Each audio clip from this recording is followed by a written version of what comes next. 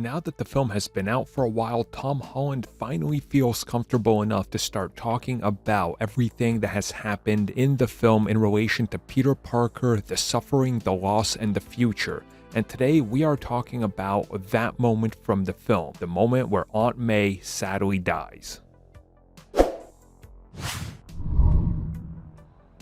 So this comes at us directly from Marvel.com, where they published an interview with Tom Holland where he's talking a little bit about everything that happens in Spider-Man No Way Home, of course the character's journey in the MCU so far, teasing a little bit of what comes next, the hero's responsibility, and of course with great power coming great responsibility. And he talks about how in the MCU so far we've seen a different Aunt May, one that's very supportive, that's very much a part of the heart and soul of who Peter Parker is, who believes that he's doing the right thing, who's not against him being Spider-Man, who believes that he's making the right choices by making the world a better place, and that she saw him as somebody that the world needed, and that this support goes a long way. So finally, if you watch the film, you realize that she is his role model, always helping people. For example, like the second film where we see her working at a shelter and so forth, and he says that if you look at May, she is the father figure that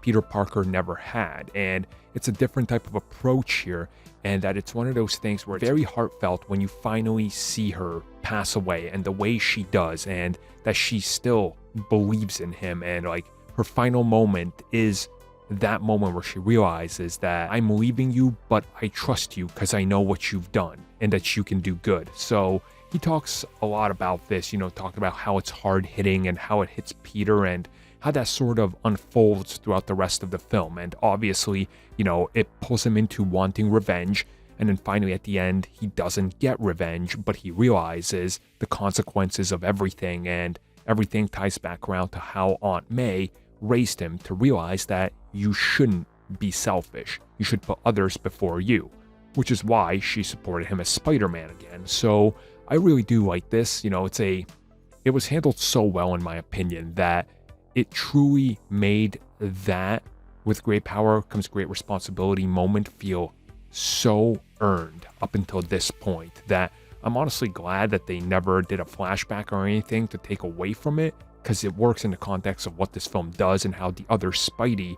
further pull that message in and make it Peter Parker's motto again. Thank you for watching that video, and if you just can't get enough CBC and you want it on the go, we do have our weekly podcast that is available every Sunday night, and you can find that on iTunes, SoundCloud, and Spotify. And direct links to them are available directly in the description of this video, so you can go click it, open up in your favorite podcast app, and have us on the go, in case you're a masochist and enjoy that type of thing.